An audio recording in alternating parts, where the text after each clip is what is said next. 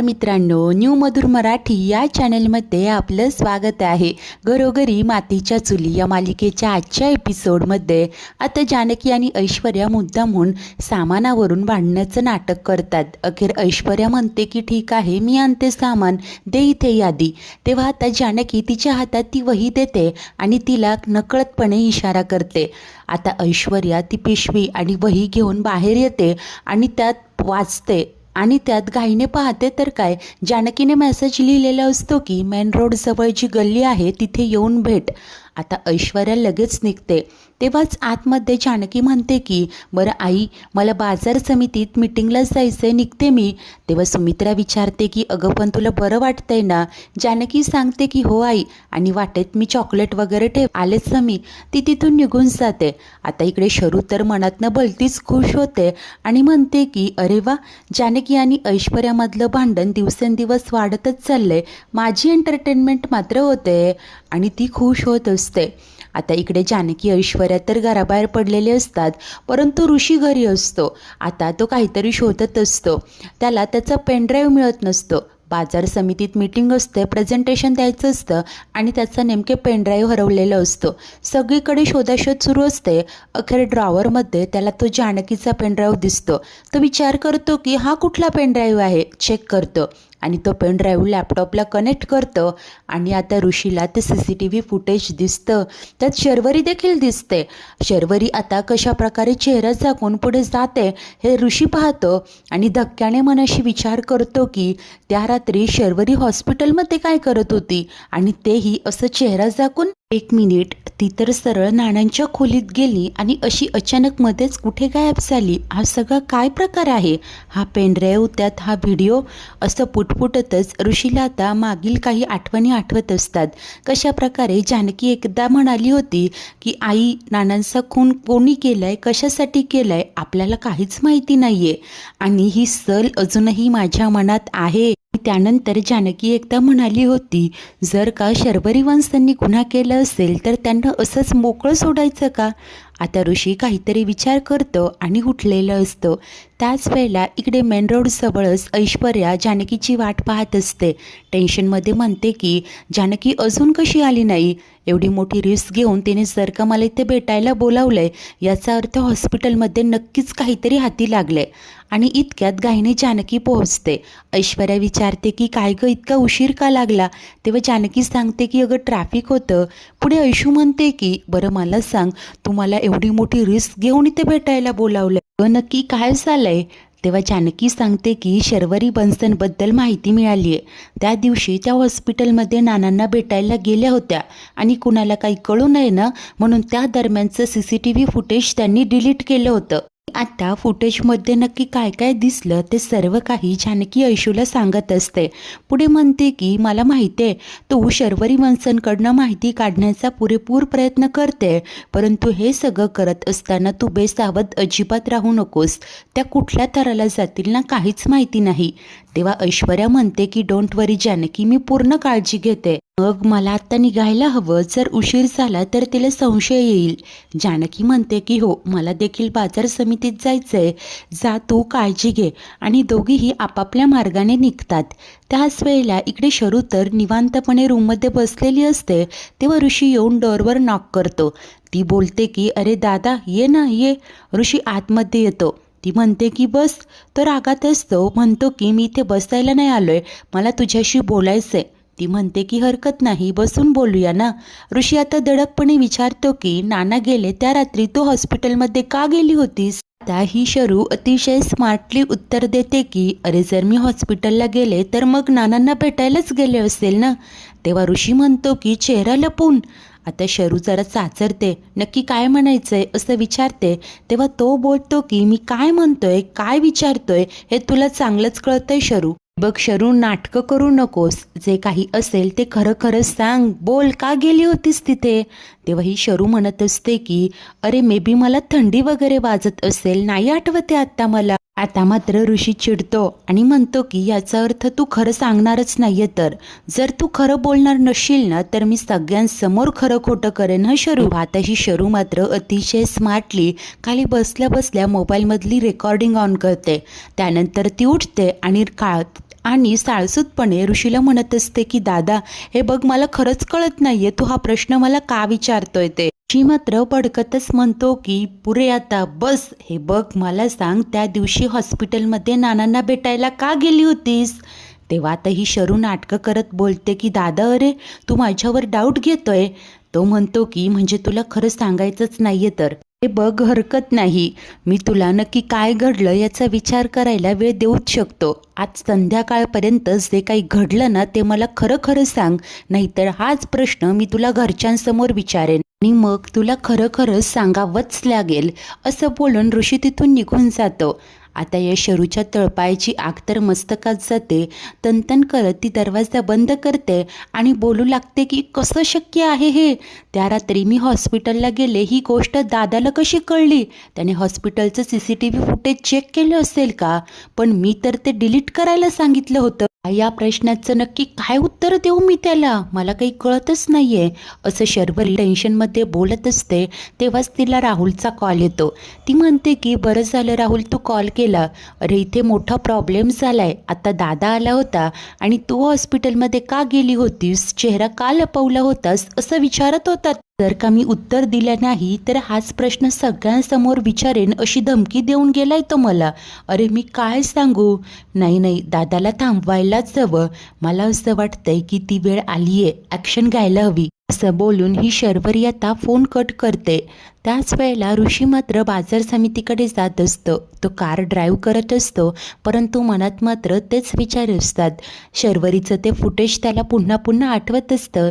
जानकीचंही बोलणं आठवत असतं की आई, नानांचा खून कोणी केलाय, का केलाय, आपल्याला काहीच माहिती नाहीये आणि ही सल मनात चलतीये. तो खूप अस्वस्थ असतो आणि विचार करत म्हणतो की मी जे म्हणतोय ते खरं असेल का? शरूने खरंच नानांसोबत काही उलटसुलट केलं असेल का? शरू तर काही सांगायलाच तयार नाहीये. हा सगळा नक्की काय प्रकार आहे त्याला कळेनसं होतं आणि इतक्यात तो गाडी थांबवतो, कारण वाटेत कोणीतरी आडवं पडलेलं असतं. ऋषी आता गाडी थांबवतो, पटकन खाली उतरतो. या माणसाला येऊन उठवतच दादा, ओ दादा असा आवाज देऊ लागतो. परंतु हे काय, इतक्यात अचानक मागणं कोणीतरी त्याच्या डोक्यात वार करतं. त्या सरशी ऋषी बाजूला पडतो. हे असतात शर्वरीचे गुंड. नंतर ऋषीला आता सगळा प्रकार कळून चुकतो आणि अतिशय रागाने तो या दोघांकडे पाहू लागतो. आता पावसाची रिमझिम सुरू असते आणि त्याच भर पावसात एक गुंड ऋषीवर धावून येतो. परंतु ऋषी तर पैलवान असतो, तो कसा यांना आवरणार? आता ऋषी लगेच आता चांगले ठोसे देत एका गुंडाला पाणी पाजतो तर दुसऱ्याला आडवा करतो. त्यानंतर दोघेही जेव्हा एकत्र धावून येतात, ऋषीने त्यांची मुंडकी पकडतच चांगलाच धडा शिकवलेला असतो. परंतु हे काय, इतक्यात तिसरा एक जण येतो आणि लोखंडी रॉडने जोराने ऋषीच्या डोक्यात वार करतो. ऋषीचं डोकं रक्तबंबाळ झालेलं असतं, तसाच तो खाली कोसळतो. इतक्यात आणखी 2-3 जण येतात आणि हे सर्वच जण ऋषीला बेदम मारहाण करत असतात. एकटा ऋषी यांच्या तावडीत सापडलेलं असतो. खूप कासावीस होत असतो, परंतु यांना काही त्याच्यावर दया येत नाही. यांनी ऋषीला खूप मार दिलेला असतो, डोक्यात मारलेलं असतं, पायांनी आता लाथा मारत असतात. अखेर ऋषी मात्र बेशुद्ध होऊन खाली पडलेलं असतो. तेव्हाच एक जण या शर्वरीला कॉल करतो आणि हसूनच सांगतो की मॅडम काम झालंय. शरू खुश होऊन म्हणते की अरे वा, बेस्ट काम केलं तुम्ही. आणि 1 मिनिट, माझ्या भावाला जास्त तर नाही ना मारलं तुम्ही? हे बघा, आता एक काम करा, गाडीतला तो लॅपटॉप बॅग सहित काढा आणि नंतर मला आणून द्या, कळलं? लगेच निघा. तेव्हा हा गुंड फोन कट करतो. त्याच वेळेला ही शर्वरी बोलत असते की वा, हे काम तर झालं, पण मला आता हे शोधावं लागेल की ऋषिकेश दादाला हे सगळं कळालं तरी कसं, त्याला ते फुटेज कसं मिळालं? एवढी काळजी घेऊन सुद्धा हे फुटेज राहिलंच कसं तेच कळत नाहीये. हरकत नाही, काम डाऊन. तसंही ऋषिकेश दादा तर आता डॅमेज्ड आहे, तो छान आराम करेल, तोपर्यंत मला भरपूर वेळ मिळेल. मी ऐश्वर्याची मदत घेऊ का? नाही, हे काम मी एकटीनेच करायला हवं, यात ऐश्वर्याची मदत नको. ठीक आहे, जे काही करीन ती मी एकटीच करीन, पण त्यासाठी मला सगळ्यांना घराबाहेर काढावं लागेल. ठीक आहे, हरकत नाही. असं म्हणत शरूची आता सगळी प्लॅनिंग प्लॉटिंग सुरू असते. त्याच वेळेला इकडे जानकी मात्र बाजार समितीत पोहोचते. त्या येऊन हसतच ती सर्वांना नमस्कार करते आणि म्हणते की माफ करा, मागच्या मीटिंगला मी येऊ शकले नाही, जरा प्रॉब्लेम्स आला होता, त्यासाठी खरंच माफी. तेव्हा आता एक जण बोलतो की वहिनी काहीच हरकत नाही, ऋषिकेश दादांनी आम्हाला सांगितलं होतं.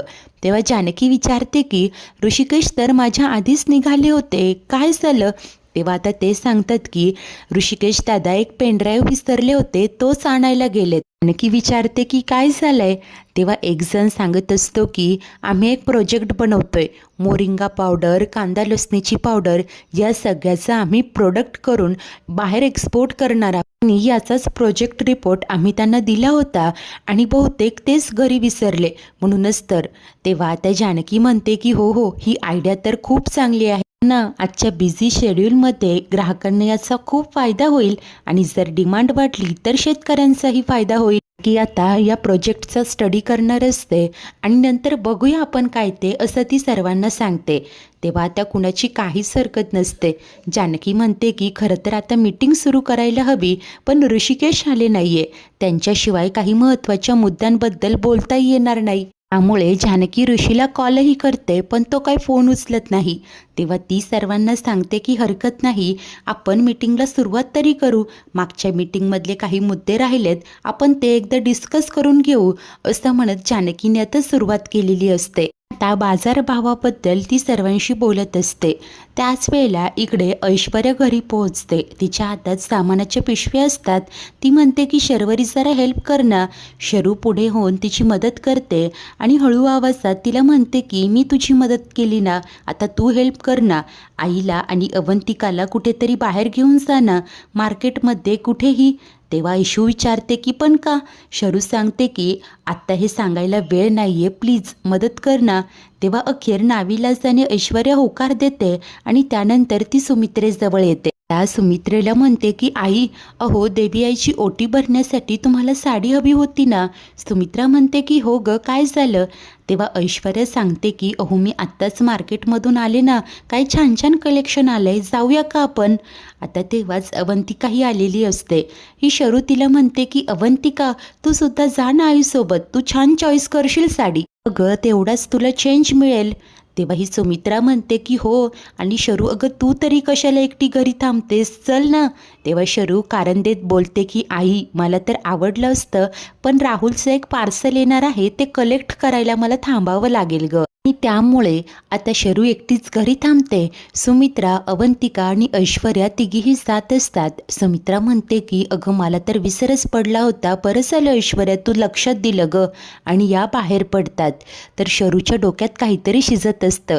त्याच वेळेला समितीत असलेली जानकी पुटपुटते की ऋषिकेशला खूप वेळ लागतोय, पेनड्राईव्ह आणायला एवढा वेळ लागणार नाही, त्यांनी कॉलबॅकसुद्धा केला नाही.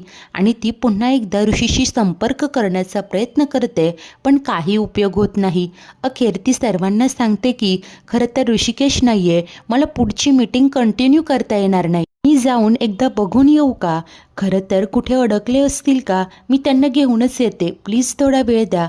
तेव्हा सर्वच जण हो हो म्हणून सांगतात आणि जानकी घाईनेच आता निघालेली असते. त्याच वेळेला इकडे घरात कोणीही नसताना शरू जानकीच्या रूममध्ये येते आणि ती सगळीकडे आता तो पेनड्राईव्ह की काही शोधत असते, परंतु तिच्या हाती काहीही लागलेलं नसतं. जानकी आता ड्राईव्ह करत घराकडे जात असते आणि वाटेत तिला ऋषीची गाडी दिसते, त्यामुळे ती गाडी थांबवते आणि इतक्यात तिचं बाजूला लक्ष जातं, तिथे बरीच गर्दी जमा झालेली असते. त्यामुळे तिला प्रश्न पडतो की ही गर्दी कसली आहे, जाऊन बघायला हवं.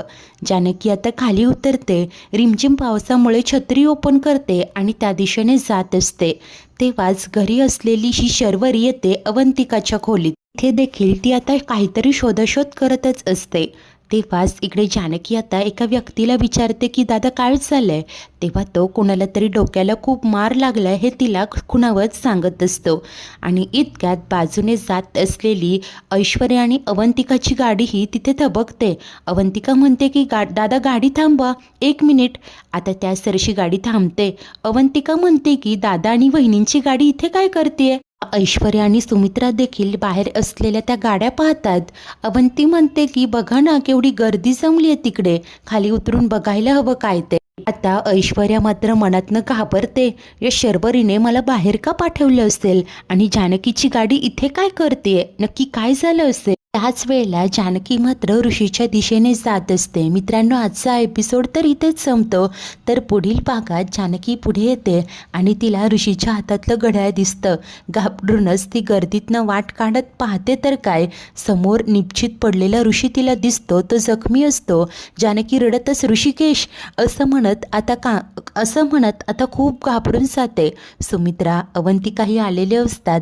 त्यानंतर ऋषीला हॉस्पिटलमध्ये नेलं जातं. ऐश्वर्या तिथूनच या शर्वरीला कॉल करते आणि सांगते की आम्हाला वाटेत ऋषिकेश दादा जखमी अवस्थेत सापडले. आय नो हे सगळं तूच केलं असणार. तेव्हा शर्वरी कबुली देते की होय, हे सगळं मीच केलंय, परंतु आता तू जाऊन आईला सांगायचं की हे जानकीने केलंय. आता त्यानंतर इकडे जानकी मात्र रडत असते. ऋषीवर उपचार सुरू असतात. तेव्हाच ऐश्वर्या येऊन आई असं म्हणते. आता खरंच शरूच्या सांगण्याप्रमाणे ऐश्वर्या जानकीलाच दोष देईल का? जानकी या सगळ्यातनं वाट काढेल तरी कशी?